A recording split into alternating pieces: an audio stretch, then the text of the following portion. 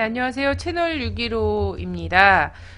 벌써 115회네요. 저희 채널 615가 예전에 그 황선의 통일 카페로 시작을 해서 채널 615로 다시 문을 열고 그리고 벌써 2년이 넘도록 이렇게 좀 진행을 하고 있는 것 같습니다. 근데 이명박 정부 들어서서 제가 이 방송을 시작했기 때문인가요? 한 번도 제대로 된 희소식을 좀 전해드린 적이 없었던 것 같아요. 지난번 2월 29일 북미 간의 합의 요거 얘기하면서 사실 그간 보내드렸던 방송 중에 이게 가장 기쁜 소식이 아닐까, 희망적인 소식이 아닐까 하고 보내드렸었는데 그 이후로도 지금 한 3개월 정도 지나면서도 네, 이명박 정권 시절 다운 이런 모습만 계속 연출이 되고 있는 것 같습니다. 자, 그래도 머지않아 저도 막 아주 기쁜 소식 알려드릴 수 있겠죠. 예, 그럴 수 있으리라고 생각하고 115회 오늘도 좀 약간 우울한 주제일 수 있을 것 같은데요. 뭐 북의 핵실험과 관련해서나 오이사 조치가 2년이 지금 넘어가고 있지 않습니까? 어제자로. 예, 그래서 오이사 조치 관련해서 또 알아보도록 하겠습니다. 한반도 오늘로 가시겠습니다.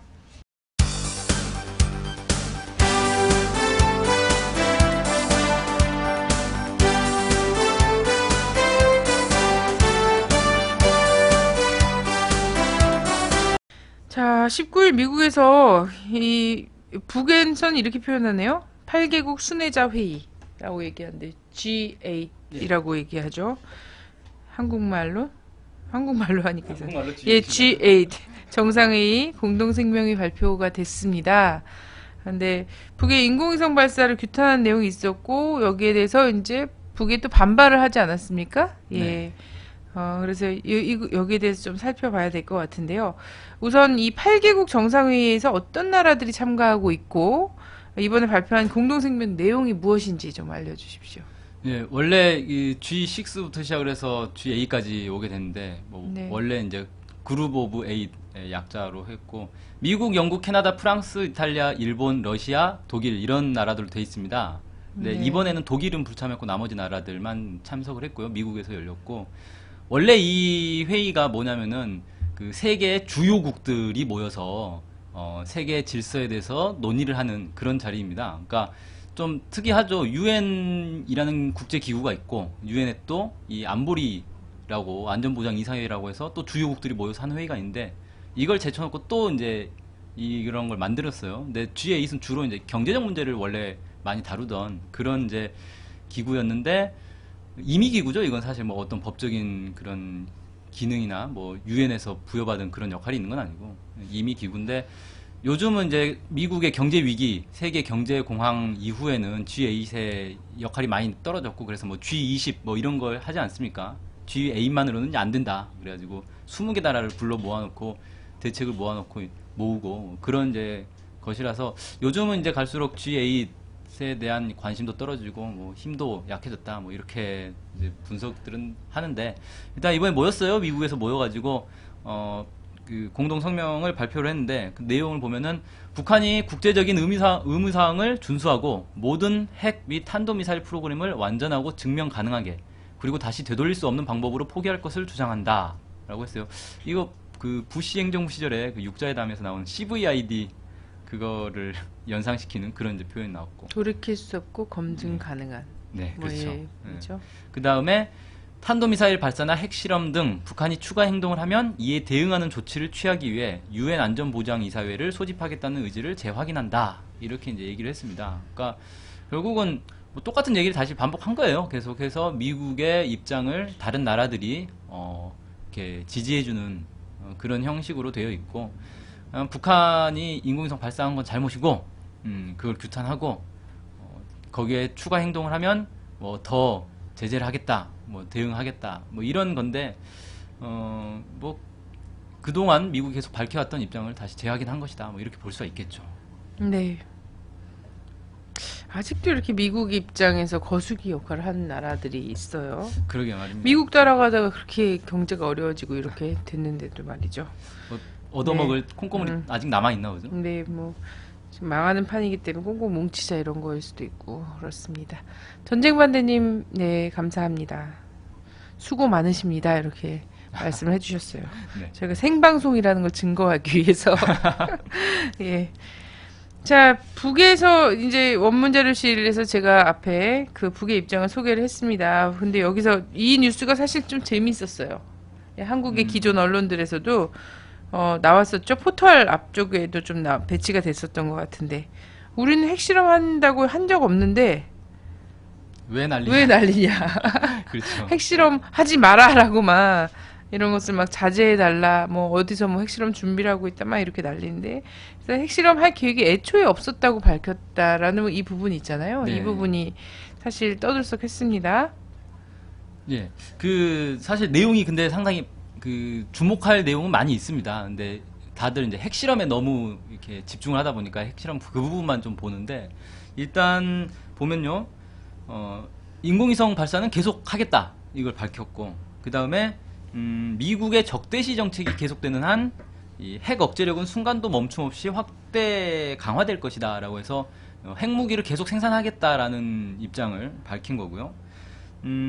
미국이 우리에 대한 적대시 정책의 철회를 행동으로 보여주기 전에는 언제 가도 이 대화 협상을 통해서 이 한반도 문제가 평화적으로 해결될 수 없다, 이렇게 밝혔습니다. 그래서 미국이 이 대북 적대 정책 철회를 행동으로 보여줘야 된다, 이렇게 좀 요구를 했고요. 그 다음에 재밌는 게 2구 조미 합의의 구속에서 벗어났지만 실제 행동은 자제하고 있다는 것을 수주일 전에 통보한 바 있다, 이렇게 얘기했어요. 그러니까 네. 그 2구 합의에 따르면 북한이 핵실험이나 미사일 발사를 그 회담이 성과 있게 진행되는 동안에는 유예하는 걸로 이렇게 했는데, 그거를 이제 파기를 했단 말이에요. 왜냐하면 인공위성 발사한 이후에 미국이 거기에 대해서 규탄을 했고, 안보리를 유엔 안보리 열어가지고 또 규탄 성명 내고 뭐 이런 것들을 통해서 2구 합의에서 약속했던 그 주권 존중에 대한 그런 약속을 미국이 먼저 깼기 때문에 북한도 그럼 우리도 약속을 지키지 않겠다, 이렇게 한 거래요. 근데 거기에 나오는 그 미사일과 핵 실험 유예에 대해서는 자제하고 있다라고 해서 수주일 전에 통보를 했다는 겁니다. 근데 수주일 전에 통보를 했는데 불구하고 미국과 서방 여러 나라 언론들은 계속해서 북한이 핵실험할 것 같다, 핵실험할 것 같다, 이 보도를 했다는 거예요. 그러니까 미국 정부는 북한이 핵실험을 안 할 거라는 걸 알면서도 계속해서 고의로 핵실험을 할 거라는 걸 퍼뜨리고 다녔다는 거죠. 그리고 그 다음에 이제 얘기한 게 핵시험과 같은 군사적 조치는 애초에 예견한 바가 없었다. 그러니까 왜냐하면 인공위성 발사는 이 평화적인 과학 개발, 경제 개발 차원에서 하는 거지 군사적인 의미가 없었기 때문에 핵실험은 애초에 생각한 적이 없는데, 자꾸 너네가 이런 식으로 하면 우리도 부득불 자의적 견제에서 대응 조치들을 취하지 않을 수 없게 될 것이다 라고 했어요. 그러니까 원래는 핵실험 할 생각이 없었고 핵실험 하지 않을 거라는 걸 미국에 통보도 했는데, 미국에서 계속 너네 뭐 북한이 핵실험 할 것 같다, 핵실험 할 것 같다, 이런 식으로 내돌리고 대화도 거부하고 자꾸 이 군사적 행동 조치들을 취하면 우리도 거기에 상응하는 대응을 할 것이다, 이렇게 이제 경고를 한 것이죠. 네. 그래서 그냥 딱 모양새만 보면은 진짜 핵실험을 바라는 건가 이런 생각이 또 들만도 누가 하거든요. 핵실험을 바라는지 알 수 없는. 네네. 그래서 한미일이 도대체 왜 이렇게 북의 핵실험을 계속해서, 원래는 예정에도 없었고 가능한 한 자제하려고 한다는 것을 통보도 한 상황 마당이잖아요. 그렇죠. 이럼에도 불구하고 계속 북 핵실험을 기정사실화해서 내돌렸거든요. 무슨 목적에서 그랬을까요? 그러니까 몇 가지 차원에서 볼 수 있는데, 일단 과거에 북한이 그 은하 1호, 은하 1호가 아니고 은하 2호를 발사했을 때, 그때도 지금하고 비슷한 양상으로 유엔에서 제재 조치가 통과되고 핵실험을 했단 말이에요. 그러니까 아마 이번에 또 할 것이다 라는 게 그냥 전문가들이 쉽게 생각하고 그런 식으로 이제 발언들을 한 거죠.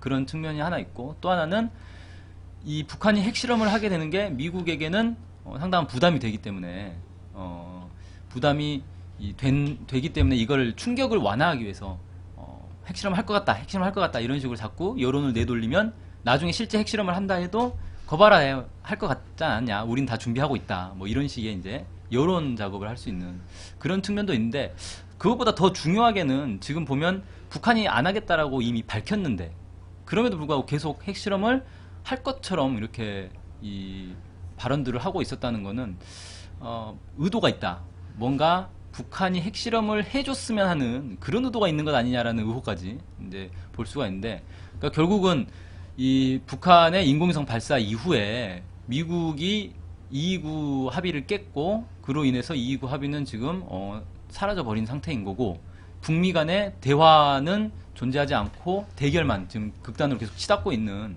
이런 조건에서 책임을 북한에게 떠넘기기 위한 그런 측면이 있지 않는가.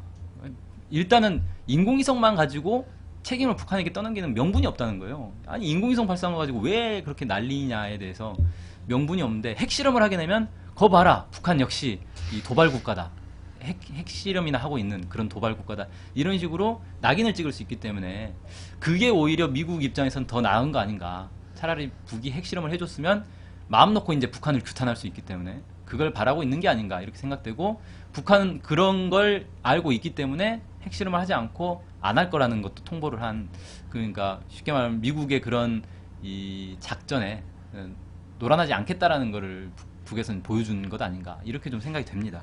네. 사실 이 반응은 뜻밖인 거죠. 우리는 계획이 없는데 왜 이렇게 핵실험하라고 난리냐. 이런 반응이 나온 건데요. 그러면 북 핵실험의 가능성은 아예 물 건너갔는가? 그래서 이게 마지막 문장이 참 이제 의미심장한데요. 우리도 부득불 자의적 견지에서 대응 조치들을 취하지 않을 수 없게 될 것이다 이렇게 얘기한 걸로 봐서는, 뭔가 그러니까 지금의 상황이 타개되지 않고 계속해서 미국이 적대 정책으로 나간다면 자의적 조치를 할 거라는 거예요. 근데 그게 핵실험이 될지 아니면 미사일 발사 실험이 될지 아니면 제3의 뭔가 다른 대응 조치가 될지, 이런 것들은 사실 알 수가 없는 거고요. 그 중에 이제 핵실험도 하나의 카드가 될 건데, 이를 이제 이런 식으로 그 성명을 발표를 했고, 또 핵실험을 하는 게 오히려 미국이 바라는 것이 좀 보여졌기 때문에 오히려 핵실험 가능성은 좀 낮아졌다고 보고, 핵실험이 아닌 제3의 어떤 대응 조치들이 나올 가능성이 있다 뭐 이렇게 보여지고요.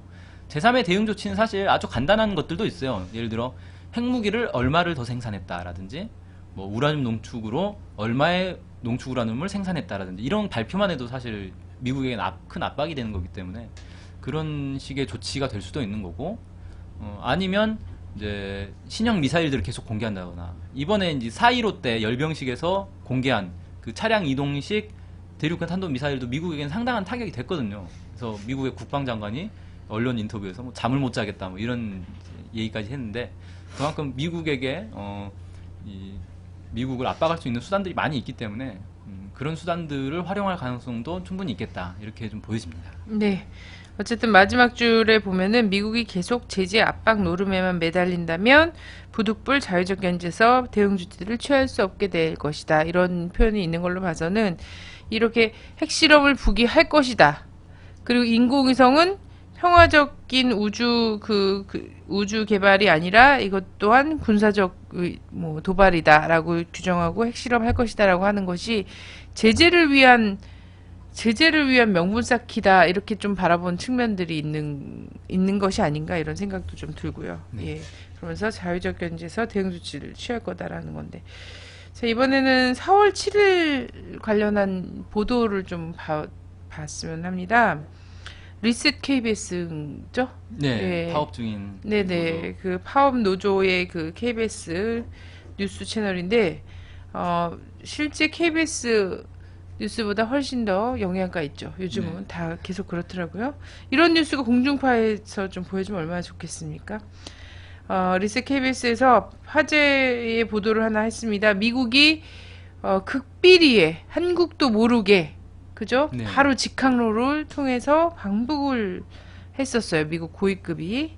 언제, 누가, 왜 극비리에 북을 들어갔을까? 예.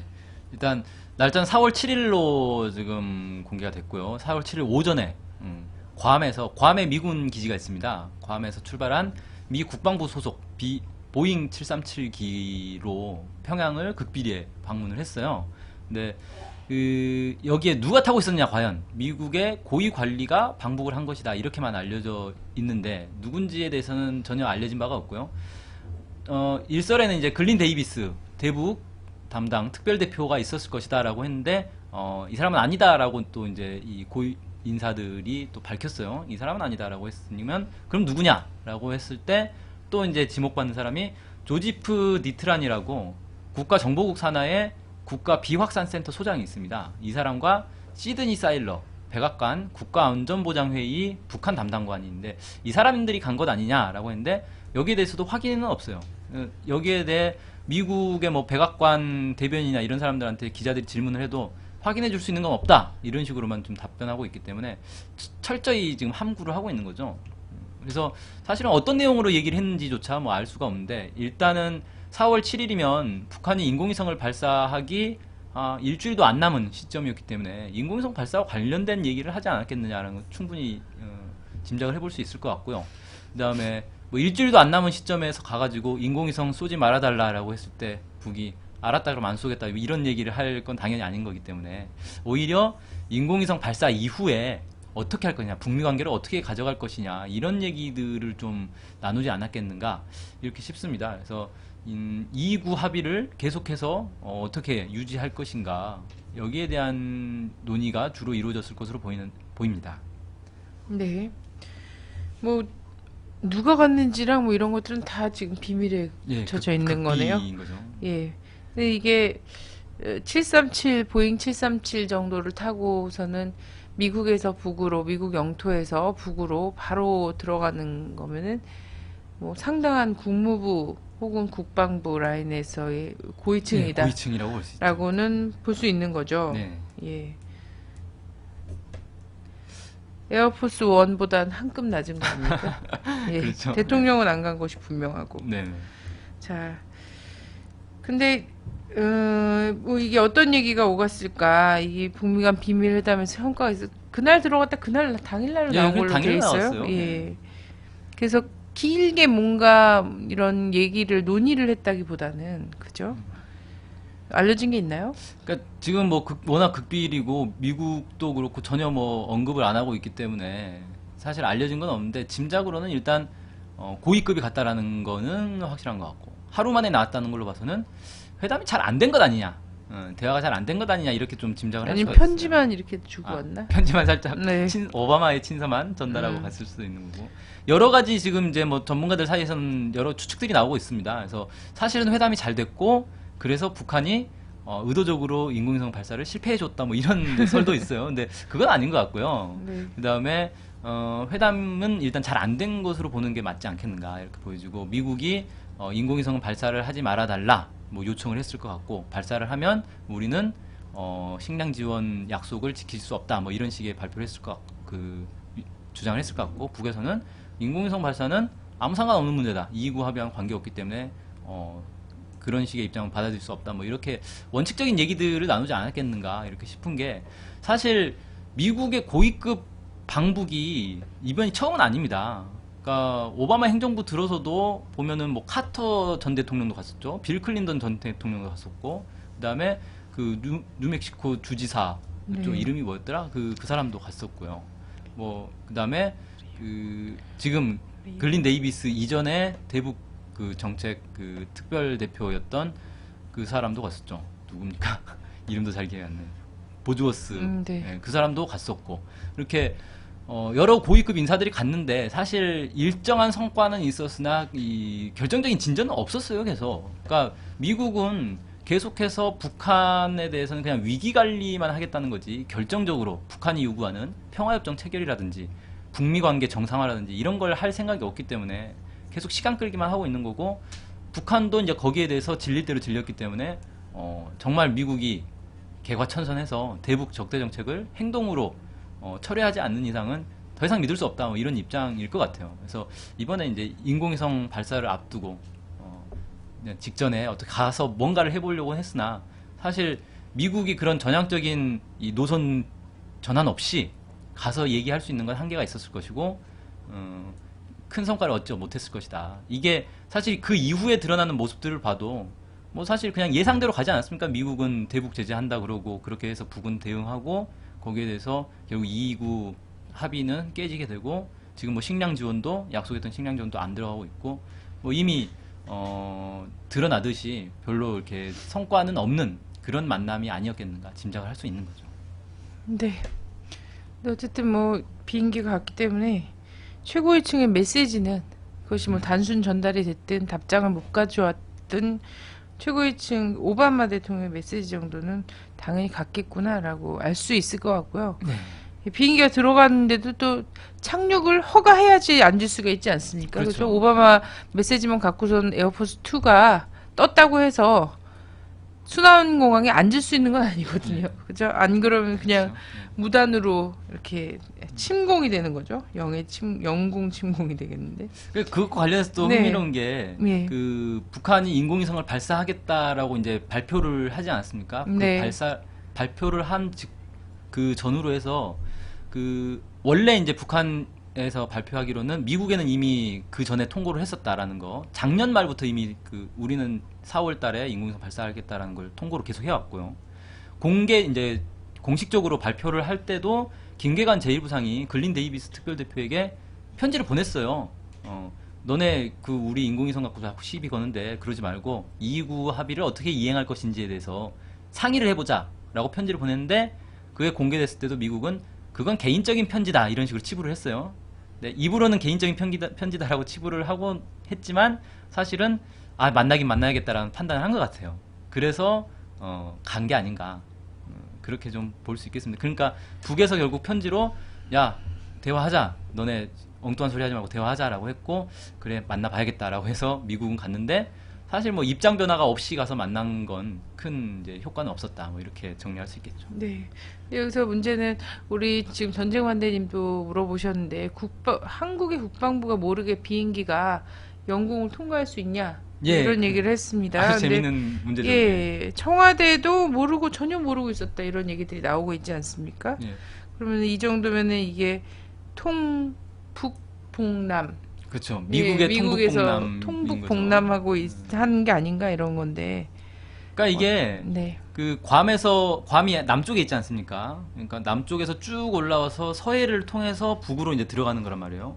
그게 아니면 중국 영공을 통과해서 들어가야 되기 때문에 더 이제 복잡해지는 거죠, 미국 입장에서는. 그러니까 차라리 한국 영공은 통과하면 한국에서 뭐 항의를 하겠어요, 미국에게. 한국은 미국에게 항의할 수 있는 그런 나라가 아니기 때문에 그냥 무시하고 그냥 간 거죠. 그래서 들어갔는데, 그때 남쪽 영공에 들어왔을 때 이제 남쪽에 난리가 났었죠.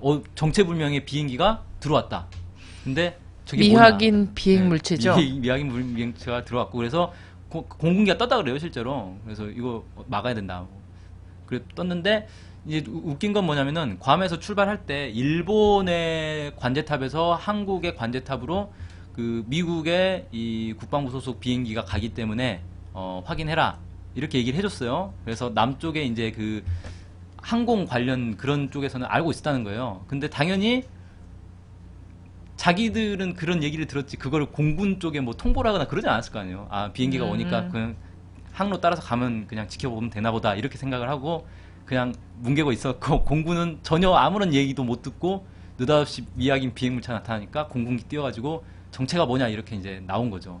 그래가지고 실제로 보잉 737기가 영공을 통과를 못하고 선회를 했었다 그래요. 당분간 남쪽에 국방부에서 이제 확인을 할 때까지 선회를 했었다 그러는데, 참 웃기는 일이었고, 이건 결국은 이명박 정부를 완전히 무시하고 알려주지도 않고 그냥 북으로 들어가려고 했던 거고, 이 정도 되면 뭐 이명박 정부를 무시한 그런 것이다 이렇게 얘기할 수 있겠죠. 네. 그러면은 이게 지금 한국 청와대도 모르는 상태로 북미가 직접 왔다 갔다 하면서 대화를 할 수도 있다는 거잖아요. 그렇죠, 예, 그렇죠. 해왔고 때에 따라서는 해왔고. 그러면은 이게 미국이 언제라도 이명박 정부를 팽할 수 있다. 제 아무리 뭐 미친 소고기를 사주고 막 이렇게 무기를 해도 사주고. 무기를 또 16조라고 하죠. 요즘 또 나오는 계산은. 어제 뉴스에는 20조가 넘는다 이런 보도도 있어요. 그죠. 우리가 원래 예상했던 것처럼 20조가 넘는다. 이런 얘기들도 막 나오고 있고, 이렇게 아무리 해도 미국 판단에 이게 아무래도 불필요하다. 통북 복남해야겠다 이러면 팽할 수 있다 이런 거 아니겠습니까? 그렇죠. 사실 229 합의가 나오는 과정도 보면 한국 정부는 완전히 배제하고 진행을 했단 말이에요. 그러니까 그 이전의 관행은 형식적이라도 남북 간에 대화를 하고 그 다음에 북미 대화를 한 거였는데, 두 차례 그렇게 하더니 그 다음부터는 남북 대화 뭐 이런 건 그냥 아예 없애버리고 형식적이나마 있던 것조차 없애버리고 그냥 북미 간에 직접 대화를 해버렸고 그 다음에 합의를 하고 합의문까지는 아니었는데 합의 내용을 발표를 해버렸고 2월 29일 날 이런 과정들이 있었고 이명박 정부는 거기에 당황해서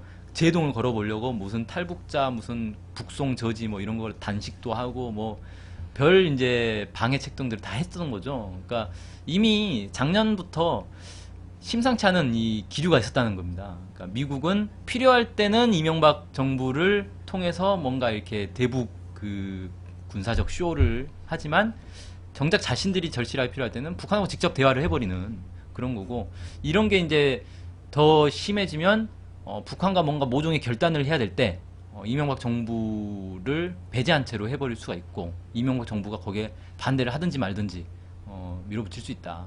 근데 이건 역사적으로 봐도 그동안 계속 그래왔어요. 뭐 김영삼 정부 때도 94년도에 전쟁을 할까 말까 결정하는데 남쪽 정부는 통보도 안 해줬단 말이에요. 전쟁 직전까지 갔는데도 남쪽 정부는 뭐 그 결정에 대해서 말 한마디 하지 못하는 그런 이제 상황이 있었고 그 이전으로 거슬러 올라가도 뭐 한국전쟁 당시에 뭐 정전협정 체결 과정에서도 뭐 이승만 대통령이 이제 막 그 정전협정 체결 반대를 하니까 미국에서 아 저 귀찮은 녀석 제거해버리자 그래가지고 쿠데타 계획까지 세워가지고 실제 제거하려고 시도까지 했었고 뭐 이런 것들을 놓고 볼 때 결국 미국은 남쪽의 정부는 자신들이 필요할 때는 충분히 이용해 먹고 필요가 없어지면 무시하는 거에서 나아가서 제거도 할 수 있는 그런 존재다. 그걸 역사적으로 이미 드러난 것이고 이걸 이명박 정부도 빨리 좀 자신의 처지를 좀 알아야 되지 않겠느냐 이렇게 생각이 됩니다. 네. 미국이 얼마나 자기 나라의 그 이익을 중요시한 나라인데 그렇죠. 미국의 이익에 도움이 되지 않은 시대착오적 약간 그 미래가 없는 야 이 사람은 계속 내가 한국에서 끌고 가다가는 한국에서 입지 조건이 더 안 좋아지겠구나 이런 생각을 할 수도 있지 않습니까? 예전에 이승만 박정희 때 그런 판단을 했던 것처럼요. 네, 그렇죠. 예, 그리고 전두환 지나고 나서 6.29 선언이라는 꼼수를 생각해내기까지 아 이 상태로는 한국에서 민심을 더 얻기가 어렵다라고 하면은 버리잖아요, 과감하게. 네. 예, 그렇다라는 거고요. 자, 오이사 조치 참 어처구니가 없는데 대북 조치 2년이 이제 하루 넘어가고 있어요. 네. 예, 각계에서 오이사 조치 철회를 좀 주장을 하는 뭐 집회라든가 뭐 마당 사업 이런 것들도 있었던 것 같은데요. 네. 근데 참, 어떻게 보면, 지금 시점에서 오이사 조치를 철회하는 게 얼마나 의미가 있을까라는 생각도 들어요. 왜냐면, 남북 관계가 워낙에 이제 경색돼 있고, 사실 전쟁 직전의 위기로 가 있기 때문에, 오이사 조치 철회 하나 한다고 해서 되돌아갈 수 있는 상황은 아니다. 이미 그 시기는 지나갔다. 뭐 이렇게 좀 보여지는데, 어쨌든, 이 한국 정부가 이 대북 적대 정책을 펼치는 이제 가장 대표적인 정책이기 때문에 이 조치를 철회하는 거는 뭐 의미가 없지는 않을 것 같습니다. 그래서 어제가 오이사 조치 이제 2년이 되는 날이었고 보통 이제 그저께 많이 행동들이 있었습니다. 대북 협력 민간단체 협의회 북민협이라고 그러죠. 여기서 그 성명을 발표를 했어요. 그래서 무력 충돌의 가능성이 어느 때보다 높은 현재 남북 관계를 극복하고 남북 간 교류 협력을 재개하려면 우리 정부가 2년 전 발표한 오이사 조치를 해제해야 한다라고 해서 해제를 촉구를 했고요. 또 그 범민련을 비롯한 이 민주주의 자주통일 대학생협의회 민가협 불교평화연대 4월혁명회 코리아연대 이런 이제 여러 시민단체들이 또 모여서 기자회견을 했어요. 오이사 조치 철회를 촉구하는 그런 이제 기자회견도 했고요. 그래서 각계에서 오이사 조치라도 그나마 좀 철회를 해야 남북 대화의 가능성이 열리지 않겠는가 이런 목소리들을 냈습니다. 네. 오이사 조치는 아주 뭐 이명박 대통령한테는 쉬운 판단 카드였을지 모르겠지만 그죠? 그쪽으로 마음이 엄청 치닫고 있었잖아요. 그렇죠. 그렇지만 남북 교류 협력을 하는 사람들 그런 사업을 또 하시는 분들한테는 아주 치명적인 손실을 입혔다고 하는데요. 그렇죠. 네. 그러니까 최근 통계를 보고 보면 대한상공회의소가 대북 사업을 하는 기업 200곳을 대상으로 조사를 했는데 업체당 평균 피해액이 20억 원에 달하고요. 60% 정도 되는 기업은 피해 회복이 상당히 어렵다. 70% 정도 되는 기업은 대책이 없다. 뭐 이렇게 얘기를 했고 대책이 있다는 기업 중에서도 30% 정도는 사실상 대북 사업은 포기. 그러니까 뭐 인력 축소, 자산 매각, 사업 전환 이런 식으로 그냥 접으려고 한다. 뭐 이렇게 답변했다 그래요. 그래서 상당히 어려운 상황이고 지금까지 그 천여 개 기업이 이 남북 교류에 뛰어들었는데 그 중에서 벌써 200개가 문을 닫았다 그럽니다. 그만큼 부도가 났고 나머지들도 사실 이 피해액을 감당을 못하고 허덕이고 있는 이런 상황이고요. 그 작년에 있었던 현대경제연구원 연구조사에 따르면 그 남측의 직접 경제 손실이 45억 달러, 달러입니다. 원이 아니라 45억 달러고 북한의 직접 손실은 8억 달러로 남한의 한 20% 정도 수준밖에 안 되는데 문제는 북한은 북중 교역을 증가함으로써 사실상 거의 무력화됐어요. 그러니까 북한 입장에서는 큰 피해를 안 입었는데 남쪽 기업들만 엄청난 피해를 입어버린 그런 참 오이사 조치가 누구를 죽이려고 하는 조치인가, 누구를 압박하는 조치인가에 대해서 정말 회의적인 그런 결과가 지금 나오고 있습니다. 네. 거의 자해공갈 수준인 거죠. 자해공갈. 네. 자, 남쪽의 기업들이 200개가 문을 닫았다고 하는 게 참 엄청난 거죠. 우리 그 기업 뭐 사장이나 이런 분들은 쓰러지시고 막 이런 분들도 많다고 그렇죠. 그러더라고요. 뭐 직원들도 월급 네. 계속 못 받아가지고 사실 6.15 공동선언 이후에 남북관계가 더 발전을 하면 발전하지 수십 년 퇴행할 거라는 거는 사실 이건 감히 누구도 상상할 수 없는 거였거든요. 그렇죠. 근데 이렇게 이 지경까지도 만들어 놓는 거죠. 자, 근데 문제는 이명박 대통령이 그렇게 좋아하는 실용, 그렇게 좋아하는 경제, 이거 뭐 다 망했지만, 이것조차도 다 망했지만, 그걸 찾기 위해서도 사실상 이 한국당에서는 남북관계 개선 말고는 별로 뾰족한 답이 없다라는 거예요. 뭐 어떻게 그리스에 기대서 그리스 사태를 입체적으로 어떻게 대응책을 마련하겠다라고 하는데 입체적으로 대응책 마련할 수밖에 없어요. 그죠? 이 유럽과 중국의 무역량, 중국과 우리나라의 무역량 이런 것들을 보면 이 여파가 정말 직타를 이렇게 딱 맞을 수밖에 없는 이런 상황에서 입체적인 방법을 강구할 수밖에 없죠. 근데 요 세계적인 불안과 이런 것들을 벗어나는 데서 한국은 그래도 답이 있다는 거예요. 그렇죠. 남북관계 사실 가장 가까운 그렇죠. 남북 간의 손만 잡아도 갑자기 3천만의 인구가 늘어나면서 그 활성화될 수 있는 내수시장 그리고 수출입에서 가장 크게 차지하는 유통비용에 그 정말 남북관계에서 철도 하나 놓는 것 때문에 유통비용이 대폭 줄지 않습니까? 그렇죠. 뭐 이런 거 생각만 해도 제가 무슨 경제 전문가도 아니지만 너무나 답이 참 뻔한 거죠. 자, 근데 오이사 조치를 고수하겠다는 입장이에요. 이 오이사 조치, 지금 오이사 조치 핵심이, 천안함 사건 아닙니까? 조치 핵심이 뭔가요? 이렇게 질문하셔갖고. 오이사 조치는 결국은 그러니까 천안함 사건을 북한이 이렇게 자행한 사건이다라고 규정을 하고 따라서 북한에 대해서 경제적 압박을 하겠다라고 보복 조치를 한 겁니다. 그래서 북중 간의 교역 자체를 다 차단을 해버렸고요. 그나마 이제 남겨둔 거는 개성공단인데 개성공단도 물자 반입을 제한 조치를 해가지고 사실상 기업이 유지되기 어려운 수준으로 그렇게 만들어버린 겁니다. 그러니까 쉽게 말해서 남북 간의 경제 교류를 다 차단을 해버렸다. 이렇게 보시면 됩니다. 문제는 그래서 그걸 차단하고 그래도 어린이 그때 뭐였죠? 어린이 분유? 하여튼 이런 거는 지원하겠다 이러면서 생색을 엄청 내면서 막 이랬는데 사실상 이런 인도적 지원 같은 경우에도 거의 다 끊겼다고 봐야 되고요. 이 천안 문제를 갖고 북을 압박하는 제재 이걸로 썼지만 사실상 무너진 기업은 남쪽 기업이 더 많은 거고 그렇죠. 피해 액수도 남쪽이 훨씬 더 많은 네. 상황이죠. 자해죠, 자해. 예. 참 네. 어이가 없습니다. 자, 이거 어쨌든 남북관계 현황을 좀 정리를 해봐야 될 것 같습니다. 오이사 조치로 비롯된. 예, 그러니까 일단은 이 오이사 조치의 출발부터 따져보면 이 천안함 사건에서 시작된 건데 문제는 이제 정부 입장은 계속 그거예요. 천안함에 대해서 북한의 조치가 없으면 우리는 해제할 수 없다. 이게 계속 이제 정부의 입장이라는 건 뭐 계속 반복하고 있는 건데 천안함 사건에 대해서는 사실 참 논란이 많이 있지 않습니까? 지금도 뭐 재판이 진행 중에 있고 계속해서 천안함이 북한과 관계 있는 게 아니라 오히려 뭐 다른 나라와 관계 있다 뭐 이런 식의 이제 증거들이 계속 나오고 있고 그래서 이 거짓을 이명박 정부가 어떻게든 천안함을 북한으로 연결짓기 위해서 정말 엉터리 뭐 조사 보고서를 내놓고 그걸 가지고 지금까지 2년 동안 남북 관계를 폐쇄를 시켰는데 그 이후에 오이사 조치 이후에 그래서 어떻게 됐느냐? 정말 북한이 두 손 두 발 들고 항복을 했느냐? 그게 아니에요. 연평도 일단 포격 사건이 있었죠. 그해 말에.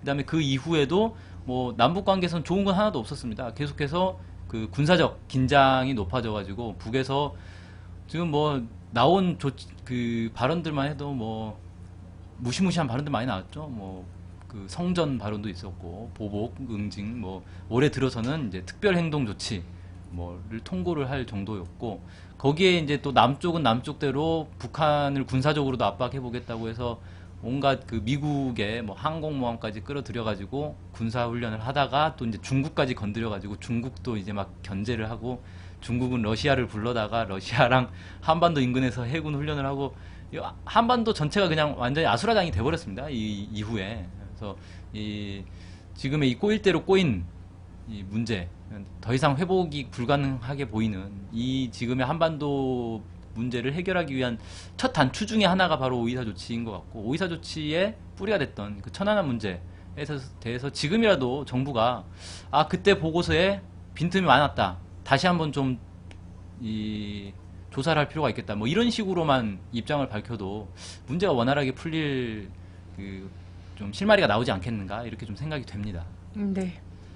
뭐 천안함의 진실이 밝혀져야 되는 상황인 것 같아요. 지금 뭐 남북 관계라는 게 뭐 오이사 조치 하나 푼다고서는 될 수 있는 게 아닌 상황이 됐죠. 이제 전쟁 일촉즉발의 상황. 네. 이런 상황까지 됐습니다. 이건 뭐냐면 정권의 이 자기들의 실수를 북에다가 덤탱이 씌우고 그리고 나서 책임 소재까지도 이것의 수습 방안까지도 다 여기에 딱 맞춰갖고 그 덤탱이 씌운 그 거짓말에 맞춰서 거짓말로 하다가 드디어는 오히려 피해를 더 남쪽이 더 많이 보게 되고 그리고 드디어는 민족 공멸의 전쟁 위기까지 몰아가는 이런 상황이 됐다는 거죠. 왜 웃긴 게 이게 천안함 사건이 진상 보고서라고 딱 나왔는데 국민들도 믿지 못하는 그 진상 보고서를 가지고 북한이 너네가 한 거라고 결론이 나왔기 때문에 일단 사과해라. 북한에서 아니다. 진상조사 제대로 해보자. 우리가 조사단 파견해서 같이 조사해보자. 이렇게 하니까 그건 안 된다. 일단 사과해라. 네. 무조건 사과 먼저 하라는 거예요. 그리고 그 북에서 안 받아들이니까 사과처럼 보이는 거라도 좀 해봐라. 뭐 이런 식의 말도 안 되는 요구를 계속하면서 네. 진상조사를 제대로 하면 될 모든 게 풀릴 문제를 진상조사는 끝까지 안 하면서 의혹을 남겨놓은 상태에서 무조건 북한 보고 사과를 하라고 하니 이게 풀릴 수가 없는 문제인 거죠, 이건. 네네, 그렇습니다. 그래서 제멋대로 규정하고 의도를 갖고서는 뭔가 낙인을 찍고 이런 데서 이 일이 얼마나 일파만파 될 수 있는가 이런 것들을 좀 보여주는 것 같습니다. 네. 자, 오늘 채널 6기로 채널 6기로 115회였는데요. 북의 핵실험을 할 것이다, 아니다, 우린 그런 계획이 없었다. 요런 북미 간의 논쟁, 그리고 오이사 조치 2년을 맞았죠. 2년을 맞아서 오이사 조치와 그리고 현재 남북 관계 돌아보는 시간을 가졌습니다. 여러분들 참으로 기쁜 소식이 없는 시절이지만 우리 국민들이 스스로 기쁨이 되는 수밖에 없다 이런 생각이 들고요. 저는 또 다음 주에 인사를 드리도록 하겠습니다. 건강 조심하시고요. 감사합니다. 감사합니다.